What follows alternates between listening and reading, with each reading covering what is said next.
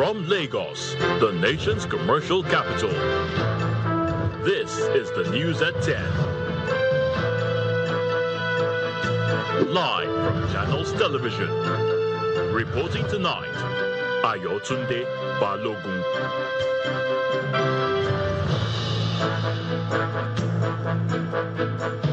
Hello and welcome. Tonight, trial of former Petroleum Minister Diezani Alison Madueke continues in a London court with allegations involving payments totaling £140,000. Federal government arraigned 9 suspects over the killings in Yelwata, Benue State, which left at least 150 indigents dead.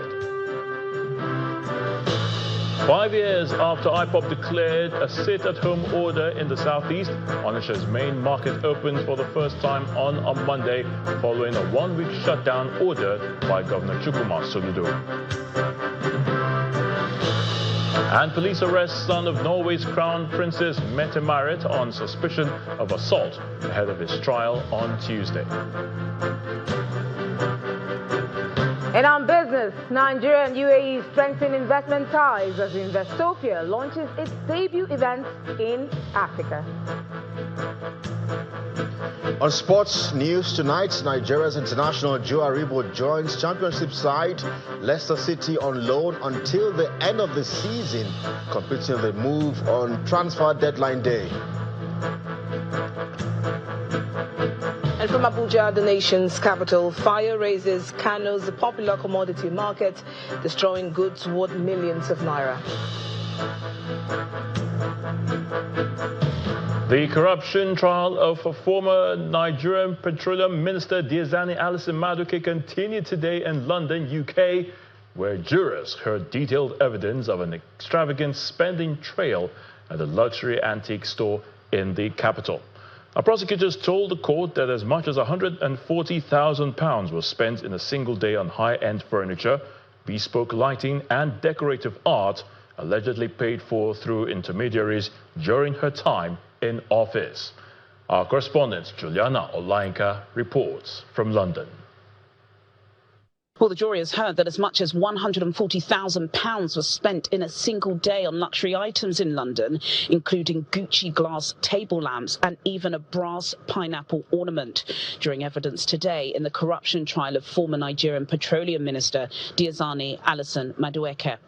The spending, prosecutors say, took place between 2012 and 2014 at Vincenzo Caffarella, a high-end decorative arts and antiques business on Church Street in St John's Wood.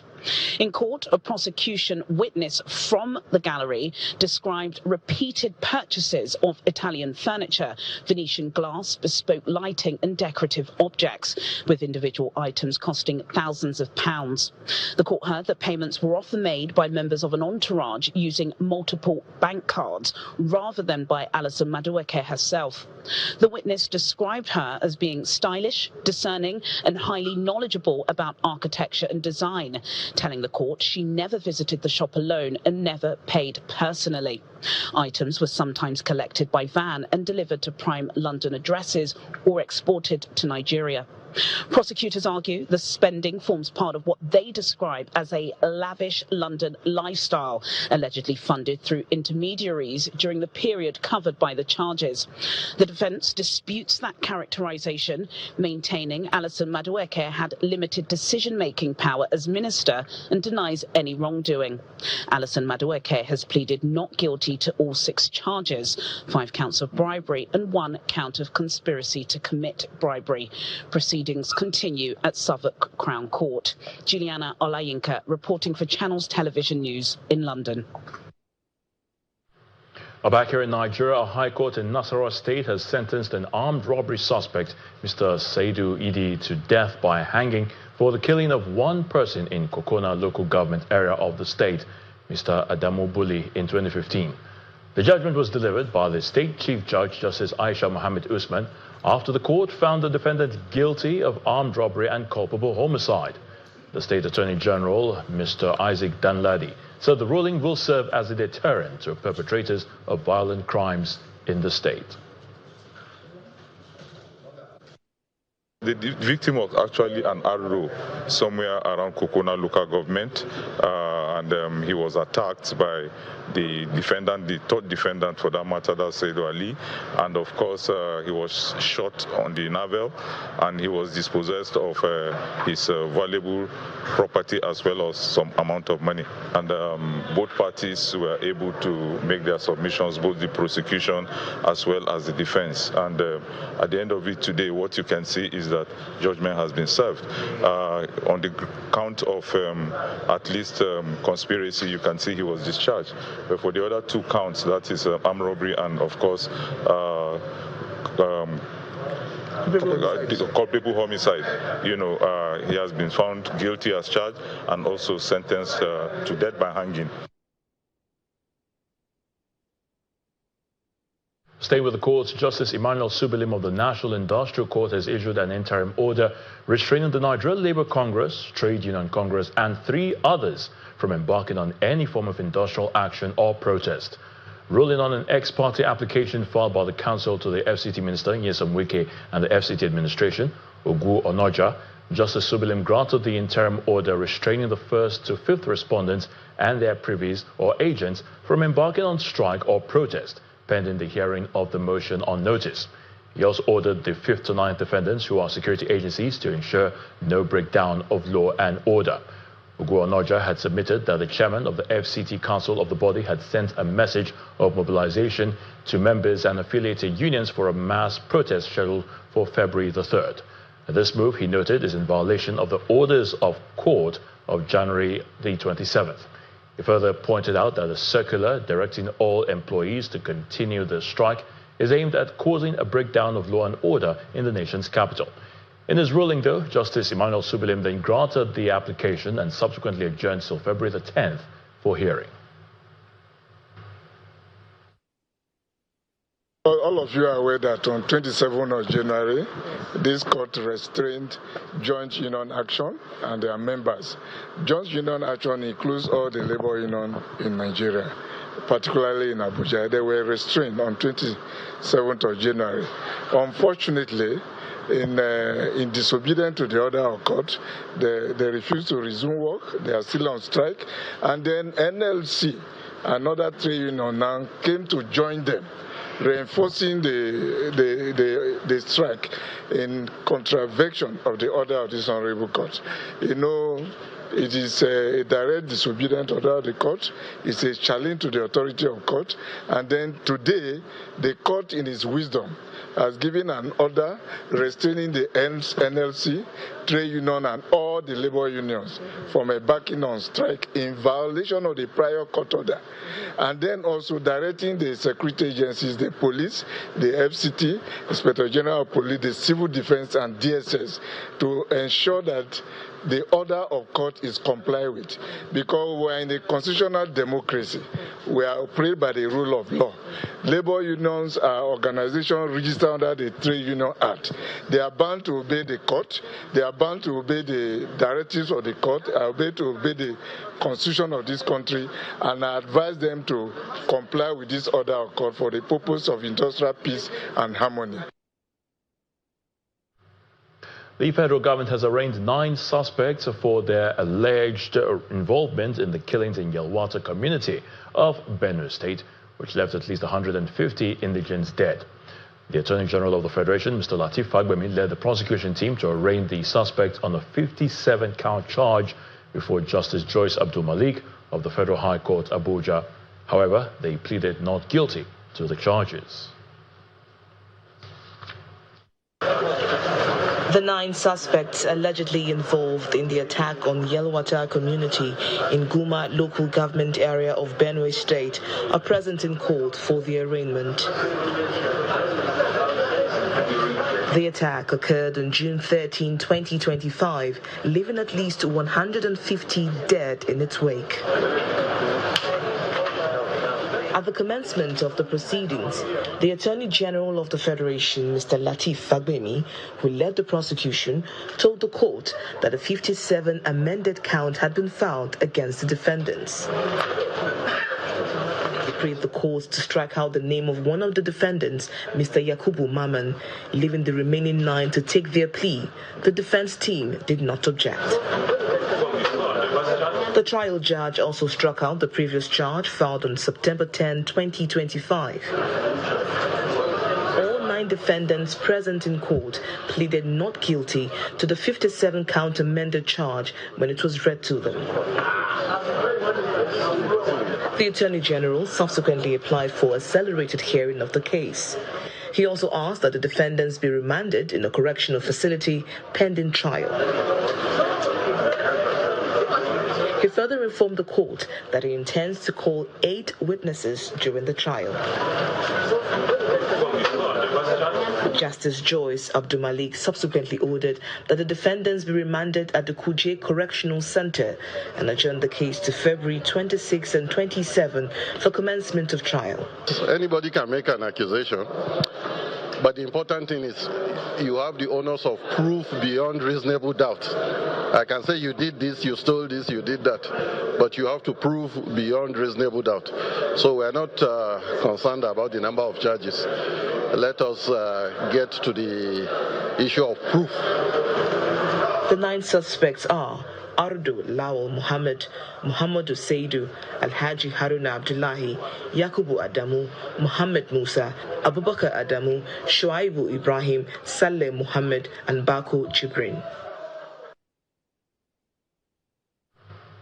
In Anambra State, and after a 1-week shutdown by the state government, traders of the Onitsha main market have now reopened their shops in compliance with a directive by Governor Chukwuma Soludo. This is the first time the markets will open for business on a Monday in the last 5 years since IPOB declared the sit-at-home order.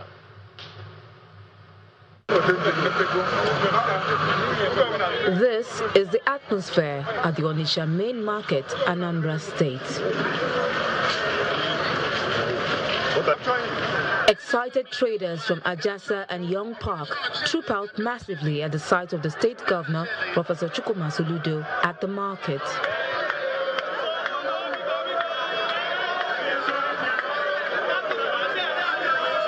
The visibly excited governor waves and appreciates the traders for showing up to perform their legitimate business.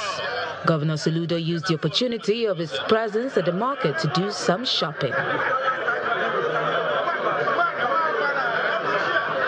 The crowd of traders from Bright Street to Lagos Line triples as it struggled to draw the attention of the governor to the wares for patronage. This is the first Monday that main market will be open in more than 5 years. And I have come to witness it. I have come to shop at main market today. And because main market is open today, Anambra is open again on Monday.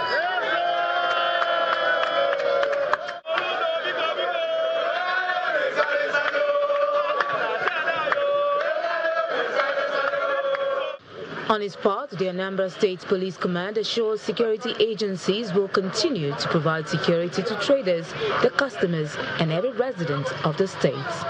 Everywhere is flooded with police operatives, even in Benue and every other place. So you can see market is open. And this is just more like trying to let the marketers know that we are ready to provide security. And that's what we are doing. Some of the traders react to the development, which they describe as positive. I thank God for today. As government told us to open market this Monday, we have opened the market now. Governor will see that we have done what he wants us to do, and we are done on it. The sit-at-home order by the indigenous people of Biafra has been in place for about 5 years, and it has disrupted economic and social activities across the southeastern part of Nigeria. The reopening of the Onitsha main market comes amid heightened security measures and warnings against compliance with orders from non-state actors. In part 2, after the break, former APC National Chairman John Oyegun heads the Policy and Manifesto Committee of the opposition the African Democratic Congress. Just stay with us.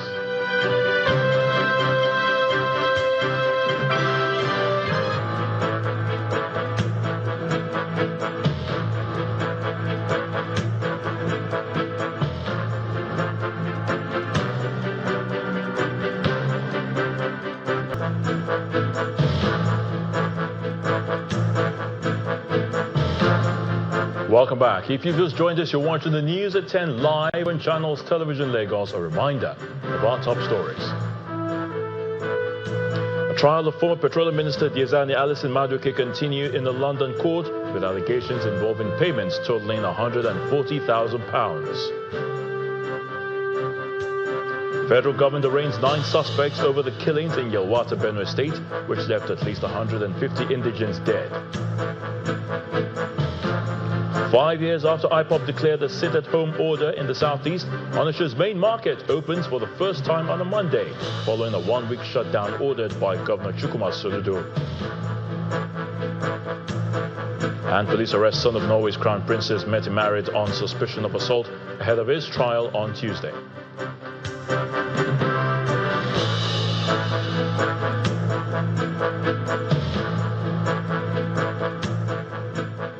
The Inspector General of Police, Kayode Egbetokun, has reassured Nigerians on the capacity of the police in its peacekeeping roles. Speaking at the 2-day event organized by the Nigerian Institute of International Affairs in collaboration with the Nigeria Police on peacekeeping efforts in Africa, Mr. Egbetokun reaffirmed police commitments to international peace and security operations. Director of Administration. This 2-day collaborative meeting is put together by the Nigerian Institute of International Affairs in collaboration with the Nigerian Police Force, with the theme, the Nigeria Police and the Peace Process in Africa. In attendance are various senior police officers, members of the Diplomatic Corps, researchers, former minister, representatives of various security services. The Director General of the NIIA, Professor Hossa Saye, opens the floor for the day's discussion. He highlights that Nigeria has been at the forefront of peacekeeping in Africa and beyond, and that this consistent engagement with other forces has sustained peace across the region. The Nigerian police force is such a great name internationally. I can hear one of you saying, but what of domestically? Yes, the challenges of security are not only international and global, they are even more primarily domestic, and they are here with us. They are internal to us. And I'm sure that all of you would have seen the metamorphosis of the Nigerian police force over time. The chairman, Mr. Adewale Adebayo, in his opening remark, speaks on the need for all to invest in the police with better budget, capacity building, and bringing the best forward to serve. Investment in the police is very important. Always send your best children to the police. If you have somebody in your family who is honest, who loves the public, who is courageous, that's not the one to become a senator. That's the one to become a police officer. So if you do that, you have the police of our dream. The Inspector General of Police, Kayode Egbetokun, is the keynote speaker. He underscores the 60-year journey of the Nigeria Police Force contingents in peacekeeping in Africa and beyond. Peacekeeping has never been a peripheral undertaking.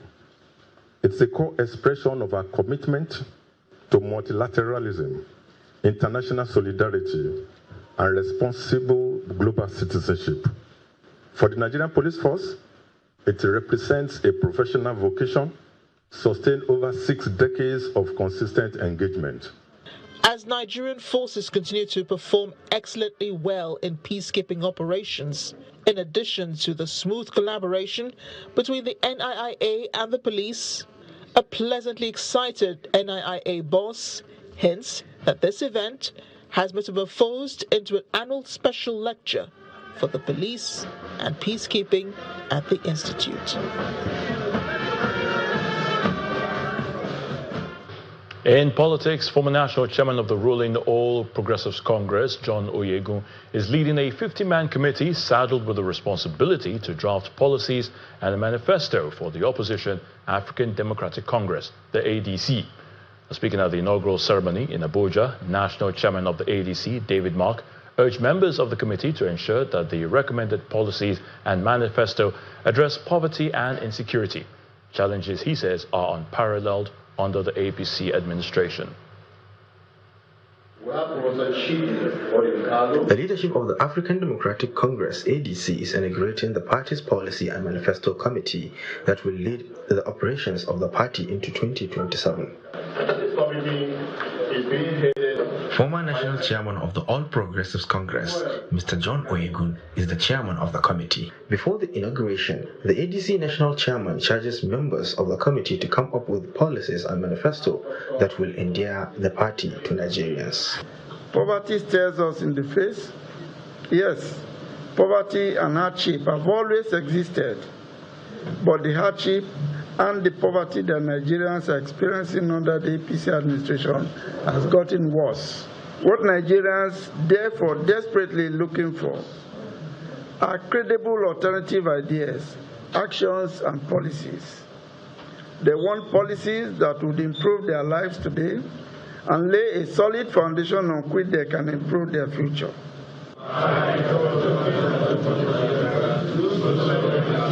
Next is the oath of office administered by the party's legal advisor, followed by the acceptance speech of the chairman of the committee.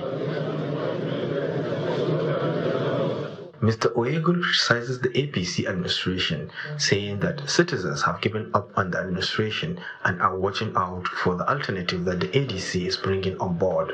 What is happening today in this country is that the entire population of this nation are watching the ADC. They're giving up every other person. That is clear.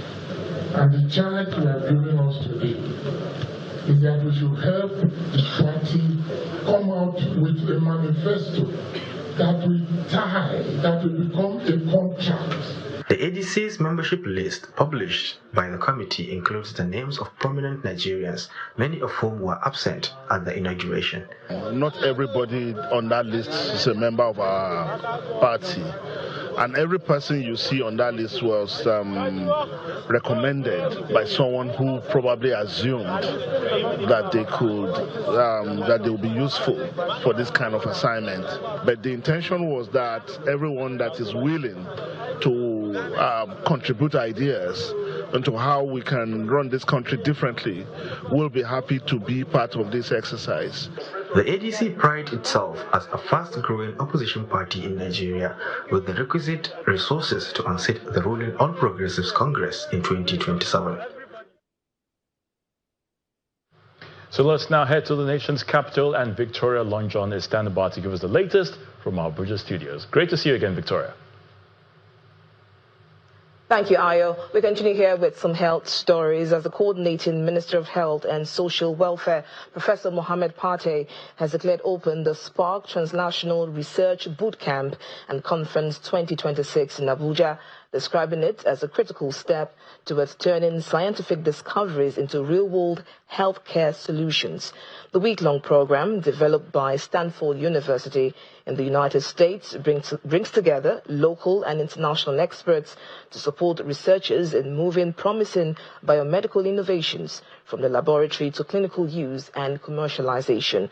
Professor Pate praised the Spark team, Stanford University partners, and Nigerian collaborators for months of intensive coordination to bring the initiative to Africa, noting that time and commitment remain the most valuable resource.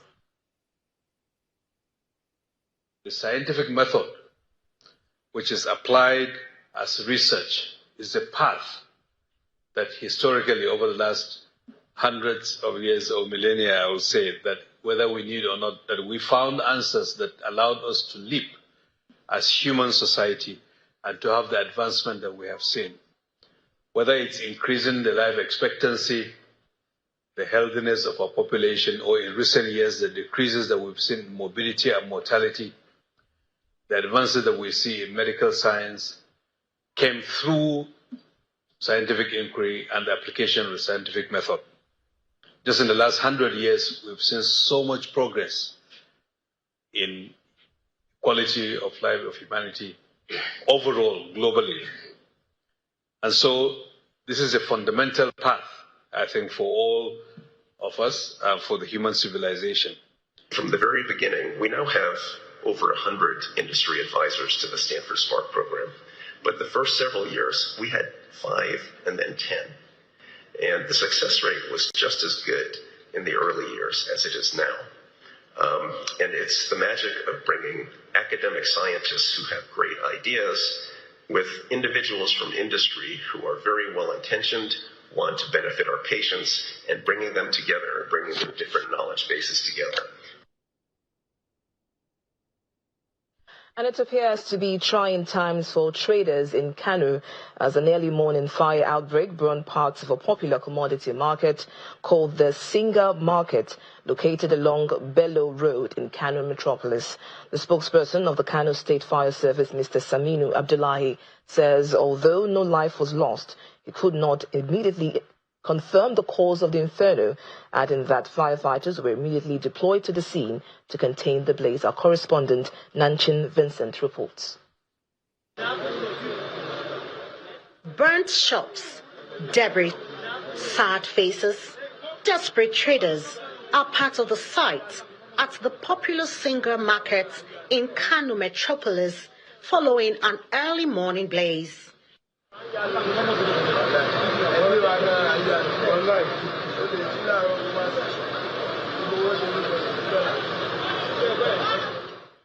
An eyewitness explains that the fire started just after midnight and destroyed lots of goods in the ever-busy market. We all of a sudden saw fire and heard loud sound when it was still dark. All the goods were just burning fast. Firefighters from the Kano State Fire Service are still battling the fire as at 2 p.m.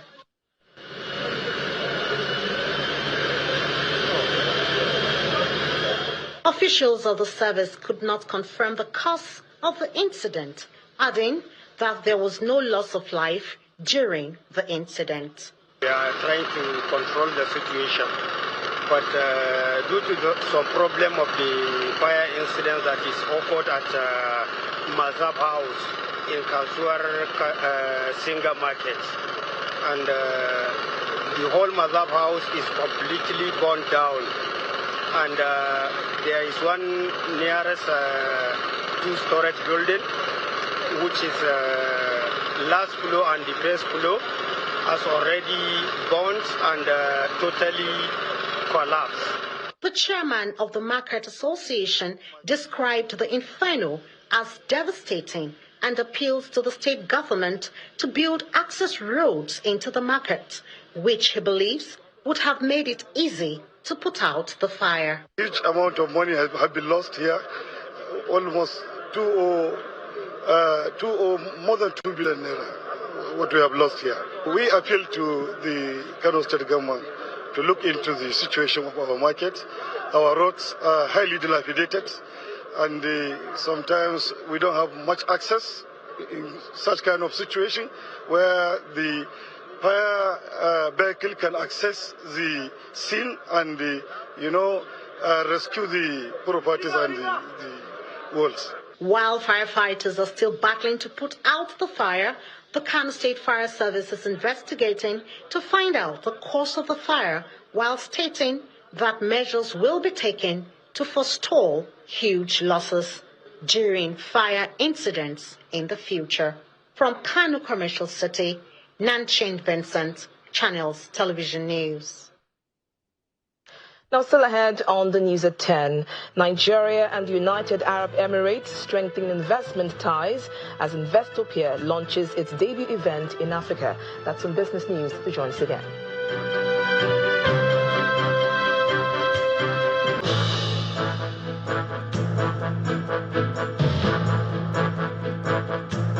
Welcome back to the news at 10. Governor Ubasani of Kaduna State has again reassured the people of the state that no part will be left behind in his administration's vision of transforming both rural communities and urban centers.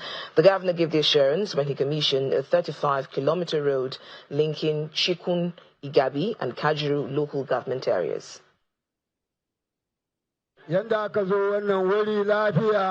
It's a moment of excitement for residents of Igabi, Kajuru and Igabi local government areas of Kaduna State as the Governor Ubasani arrives for the commissioning of a 35-kilometer road linking the three local governments.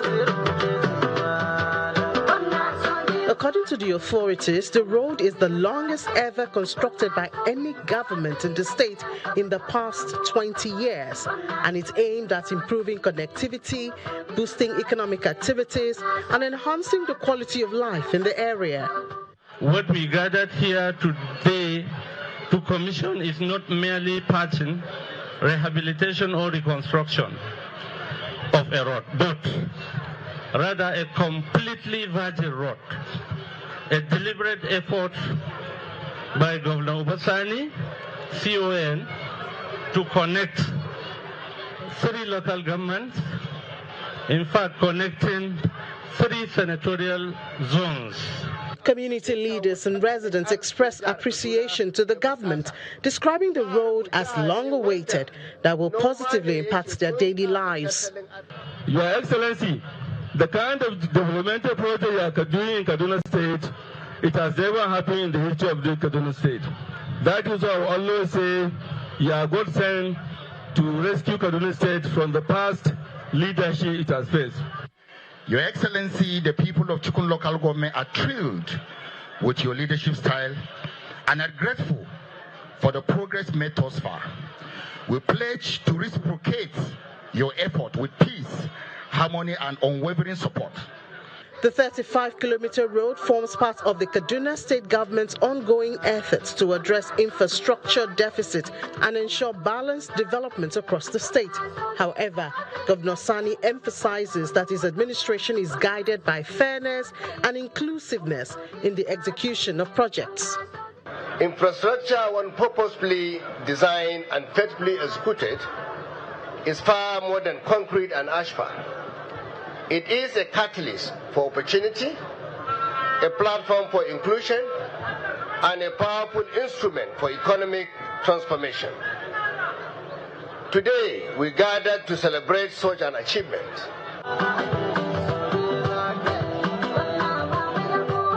The governor then commissions the newly constructed asphaltic road amid excitement by residents.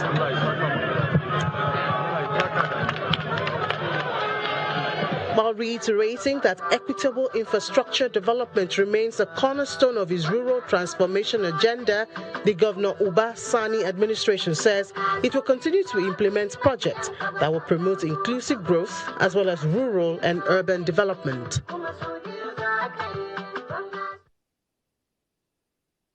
And the Catholic Bishop of Sokoto's diocese, Matthew Kuka, says Nigeria must raise a generation of leaders whose decision and actions in governance rises above ethno-religious considerations but are focused on the common good of citizens. He said this in Yola, the Adamawa state capital, during a book presentation titled Fintiri, The Man They Couldn't Stop.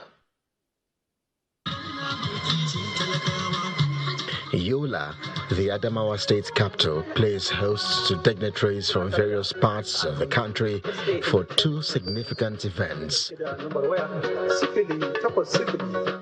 One is the presentation of the book titled Fintiri, The Man They Couldn't Stop. 2-term governor of Kwara State and former president of the Senate, Dr. Bukola Saraki, who delivers the keynote address, heaps praises on Governor Umaru Fintiri's leadership style, while the Catholic Bishop of Sokoto Diocese, Matthew Kuka, appreciates the author, Solomon Okumanga, for putting the book together. What the governor is saying today is that I am here to show that I am here to serve and to be judged by my performance. Books like this will go a long way in challenging and supporting and improving our democracy, because it allows us, the electorate, to have clear accountability, to look at and review the stewardship of a lot of our leaders.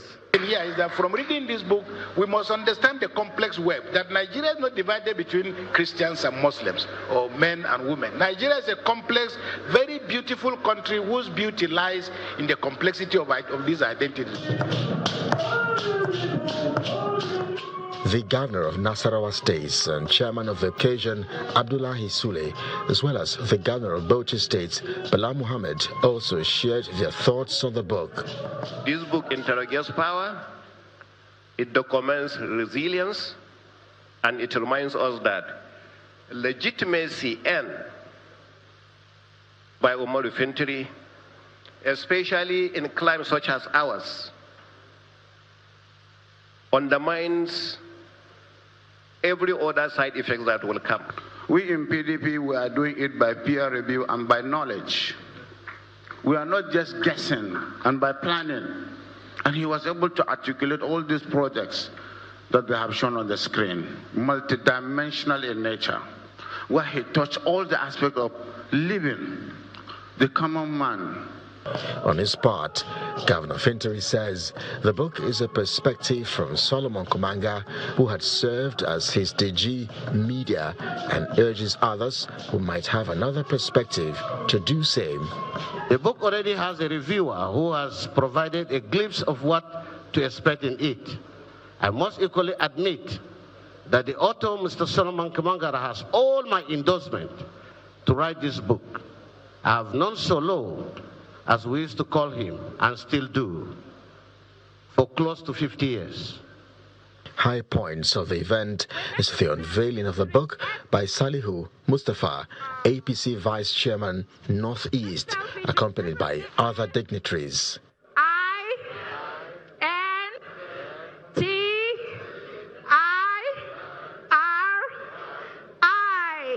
Victory demander could not stop. Congratulations, sir. Congratulations. Earlier, Governor Umaru Fintiri and invited guests were at the Federal Housing Estate in Jire local government area of the state for the commissioning of a 3.5-kilometer road network and drainage system designed to enhance access to the estate and surrounding communities. Former Senate President Dr. Saraki, with the special guests, performed the ceremony.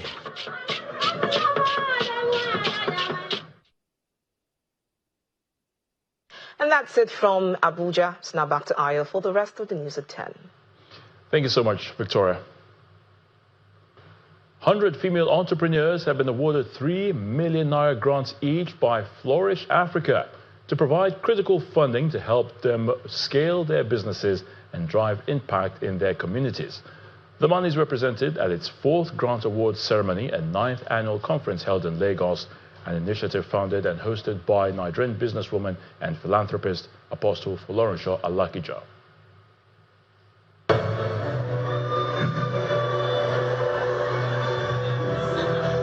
Women in colorful and vibrant ensembles set the tone for the 4th Flourish Africa Grant Awards and the 9th annual conference, which is holding in Lagos. The host, businesswoman and philanthropist Apostle Folorunsho Alakija, brings together entrepreneurs and change makers across diverse industries for an inspiring evening of empowerment and impact. The keynote address delivered by Dr. Adeola Agbato underscores the need to accelerate female entrepreneurship in Africa through bold, actionable strategies. Women are almost half the population globally and even in Nigeria, according to statistics. However, you will discover that in terms of entrepreneurship and even other careers, women are lagging behind. So in Africa, as in most places in the world, the role of women in some places has been confined to taking care of the home, taking care of the family. And so when you say you want to start a business or you want to thrive in your business, they are like, you like money too much. It's good to know that when women progress, everyone progresses. Because the family progresses, the nation progresses, and globally we progress. The grant award ceremony unfolds where a total of 100 female awardees each received 3 million naira to help scale up their businesses. It's about empowering women with knowledge and with a grant. 200 people out of 500 would pitch for it every year, and 100 of them would get the money. And that does really help them. It makes a huge difference. I'm so grateful to Flourish Africa and to Dr. Apostle Folorunsho Alakija for this privilege. It has actually been a great journey. This is going to go a long way in my business because adding 3 million naira into my business is a whole lot, and I know that this is just a starting point for me. I give God the glory, and I give all the glory to every team of Flourish Africa.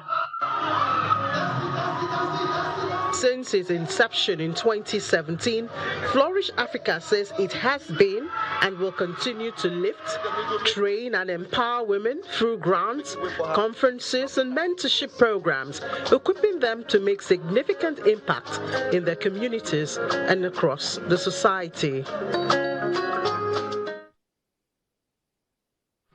Business News is up next with Will Ibo. Will.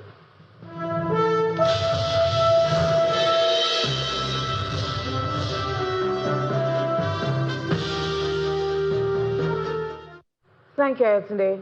Now, for the first time on the African continent, Nigeria is co-hosting Investopia, bringing the UAE's flagship investment forum to Africa. Now, discussions center on how foreign investments can translate into real projects and partnerships across key sectors of the Nigerian economy.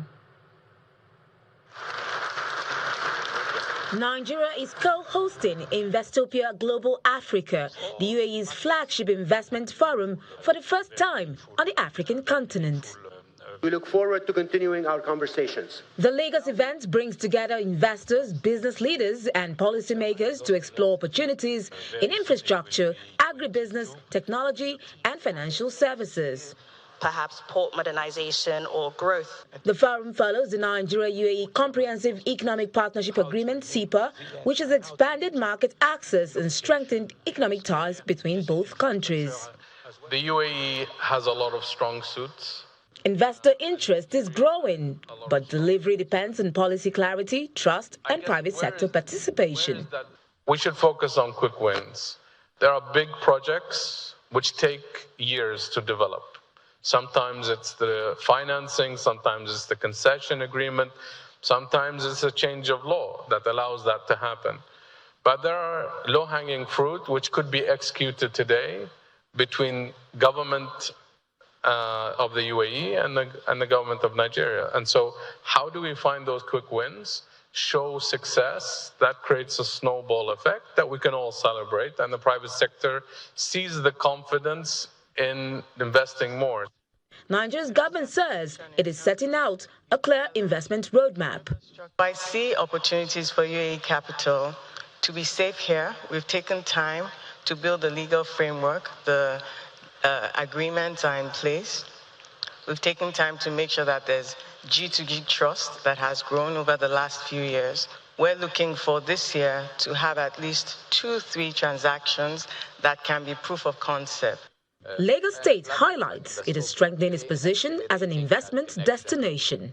You've seen that there's a whole lot of C-suites, first-class, investors, both local and the ones that have come from Abu Dhabi, from UAE, to sit together and see where are the opportunities. They've said to us that they realize that they've stayed for far too long at the back. They need to now be able to ship those investments, down here. And they feel that, they're ready to make it into the Nigerian market. So once they are ready, we need to prepare the grounds.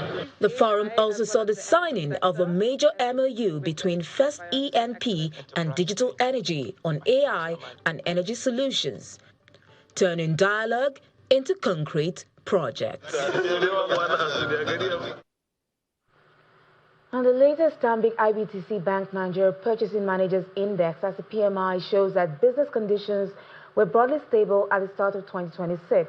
And the headline PMI is to 49.7 in January, down from 53.5 in December, slipping just below the 50-point mark that signals growth. Now, despite the decline, the reading points to largely steady business activity. And new orders were broadly unchanged, ending a 14-month run of growth. Output rose only marginally, with weaknesses centered in the wholesale and retail sectors, while agriculture, manufacturing, and services continue to record growth. Employment remained positive with staffing levels increasing for the 8th consecutive month.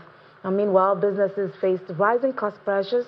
Higher raw material and staff costs pushed selling prices up at the fastest pace in 4 months.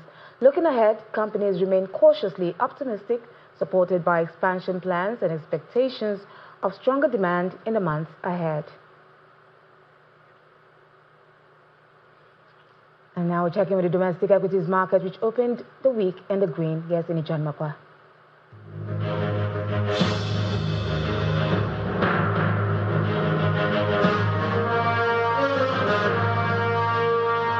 Good evening, everyone. Welcome to the stock market report. A lot of pressure on the market, the equities market in Nigeria. The close of trade today, and that led to just 9 billion naira added to the market cap. And we see here, well, I think we just escaped the red by just a little bit, so it's almost flat, closing with what it started with now. The story lies in the sectors. Banking, for instance, is down 0.64%. First Holdco is very responsible for this.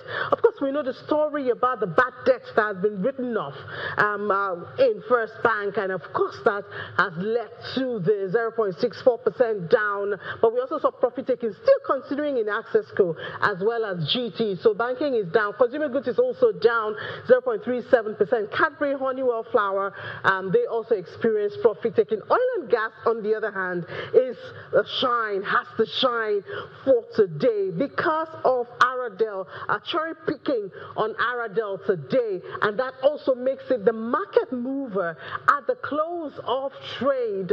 So it closed at 820 naira after it gained 39 naira, almost 40 naira at the close of trade today. A lot of interest going on right there around that sector, and of course that gives us a green market at the close of the day. No matter how small, it's still the bull.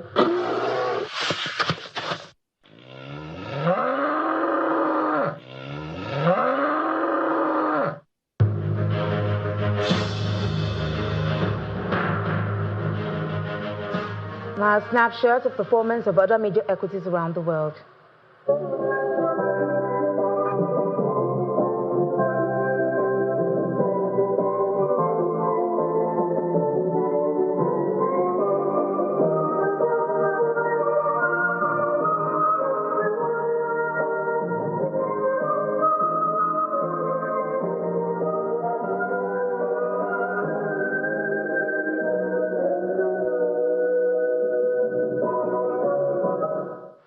And that's business news. It's back to Ayotinde for the rest of the news at 10.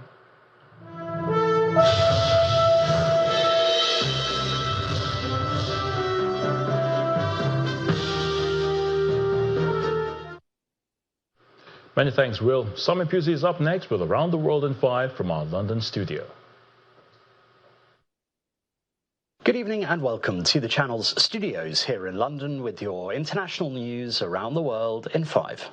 Norwegian Prime Minister Jonas Gahr Støre has said he agrees with Crown Princess Mette-Marit's admission of poor judgment after it emerged she had extensive contacts with the late sex offender Jeffrey Epstein.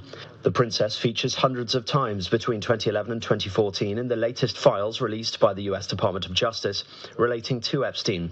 The latest embarrassment for the royal family comes on the eve of her son's 7-week trial in Oslo on 38 charges including rape and assault.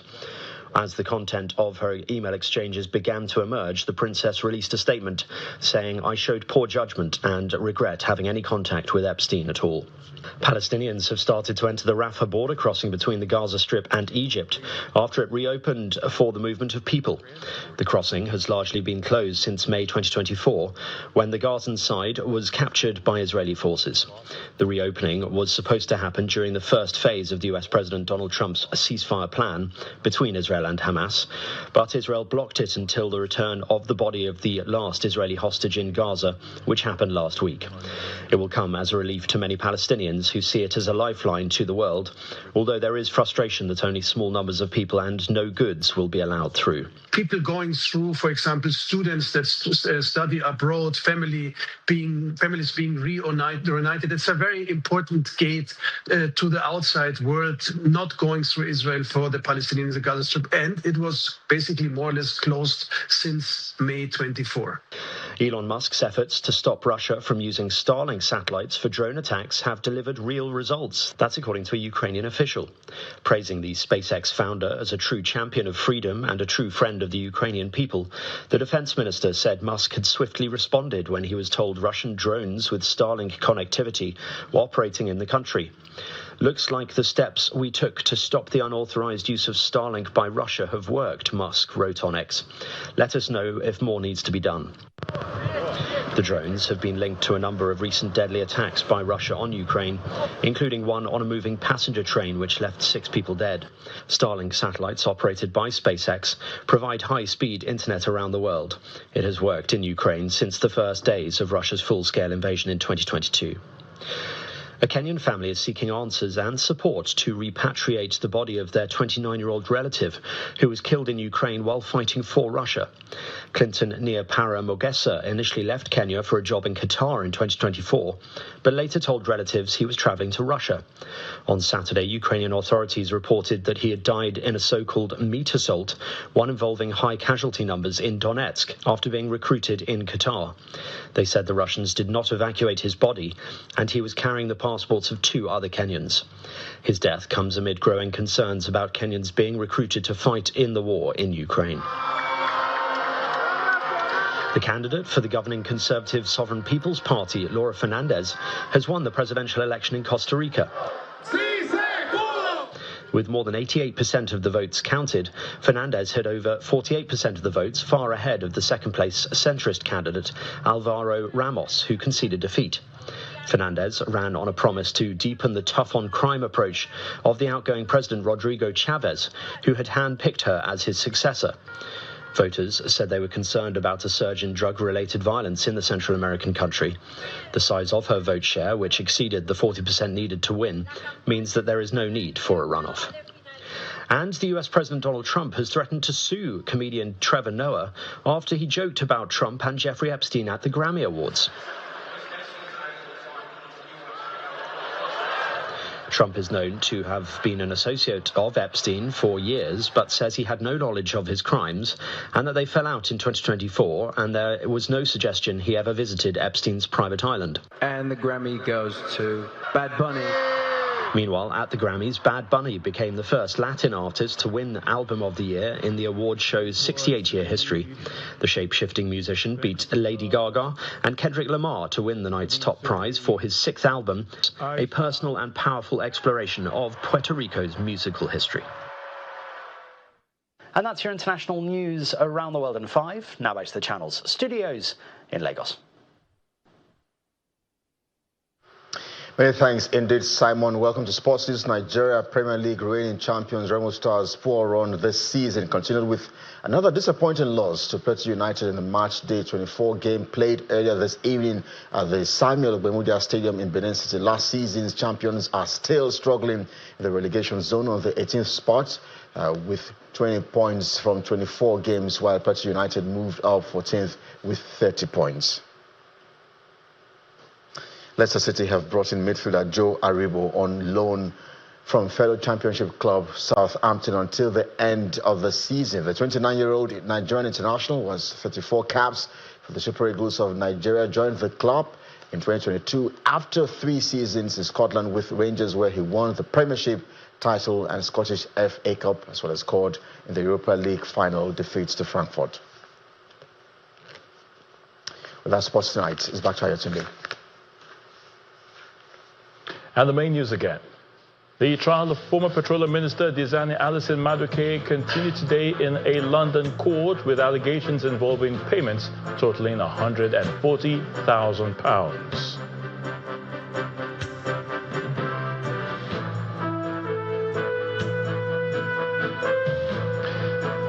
And that's the news at 10 tonight. Thank you so much for watching. I'm Ayo Tunde Balogun, and do have a good night.